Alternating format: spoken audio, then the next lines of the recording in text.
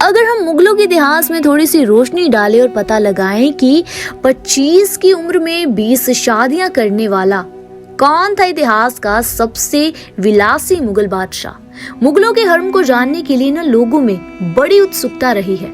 Etch व्यापारी Francisco Pelsaert ने हर्म और मुगल बादशाहों की जुड़ी कई बातें अपने संस्मरणों में उजागर की जो चौंकाने वाली थी।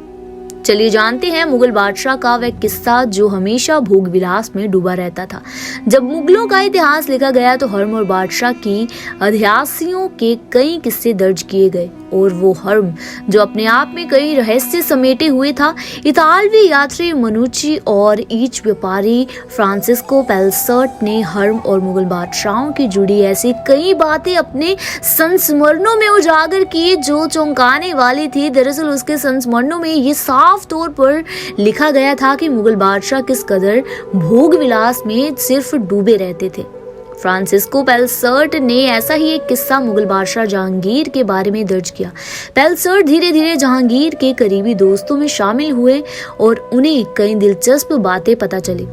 ऐसे में अगर हम बात करें मुगलों का सबसे विलासी बादशाह, फ्रांसिस्को पेलसर्ट ने मुगल बादशाह पर किताब लिखी और नाम दिया जहांगीर इंडिया। किताब में खुलासा किया गया कि जहांगीर एक ऐसा मुगल शासक था जिसकी 25 साल की उम्र में 20 शादियां हुई थी। किताब में उसे भोग विलास में डूबा रहने वाला बादशाह बताया गया। उसके हर्म में 300 से अधिक महिलाएं थी। उसके पूरे जीवन काल में ये संख्या बढ़ती रही। ऐसे में अगर हम बात करें तो हर पत्नी की देखरेख के लिए 20 दासियां रखते थे। जहांगीर के दौर में हर्म कितना भव्य था कि इसका अंदाजा इस बात से लगाया जा सकता है कि जहांगीर ने अपनी 20 से अधिक पत्नियों की देखरेख के लिए दासियों की लाइन लगवा दी थी। हर एक पत्नी की देखभाल के लिए 20 दासियां थी। उन्हें हर माह भत्ता दिया जाता था और वे उसका सबसे ज्यादा इस्तेमाल गहनों और कपड़ों पर करती थी। इसकी वजह से बादशाह जहांगीर वो खुद को खूबसूरत बनाने में कोई कसर नहीं छोड़ती थी ताकि वो बादशाह की नजर में आ सके, उन्हें आकर्षित कर सके, अट्रैक्ट कर सके। वहीं पेलसर्ट ने ये भी कहा है कि जब जहांगीर अपनी बेगम से मिलने की योजना बनाता था तो उसकी भी तैयारी होती थी।